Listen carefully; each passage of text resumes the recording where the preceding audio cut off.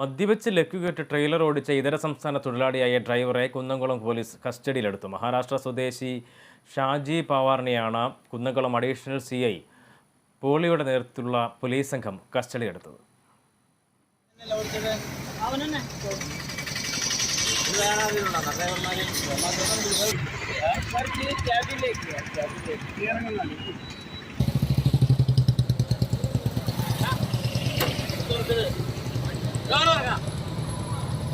ഇന്നലെ വൈകിട്ട് കുന്നംകുളം തൃശൂർ റോഡിലായിരുന്നു സംഭവം. കുന്നംകുളം ഭാഗത്ത് നിന്നും തൃശൂർ ഭാഗത്തേക്ക് ഹിറ്റാച്ചിയുമായി പോവുകയായിരുന്നു ലോറി. ഇതിലെ ഡ്രൈവറായ ഇതര സംസ്ഥാന തൊഴിലാളി മദ്യപിച്ചതിനെ തുടർന്ന് അപകടകരമായ രീതിയിലായിരുന്നു ട്രെയിലർ ഓടിച്ചിരുന്നത്. ഇത് ശ്രദ്ധയിൽപ്പെട്ട തൃശൂർ സ്വദേശി റൈജോ, രാഹുൽ കാണിപ്പയ്യൂർ, കൌൺസിലർ ബിനു പ്രസാദ് എന്നിവരുടെ നേതൃത്വത്തിൽ വാഹനം തടഞ്ഞു നിർത്തി. തുടർന്ന് പോലീസിനെ വിവരമറിയിക്കുകയായിരുന്നു. ഇതോടെ കുന്നംകുളം പോലീസ് സ്ഥലത്തെത്തി ഡ്രൈവറെ കസ്റ്റഡിയിലെടുത്ത് പിഴ ചുമത്തി. Civil police officer Sandeep, Iqbal എന്നിവരും സംഭവസ്ഥലത്ത് എത്തിയിരുന്നു.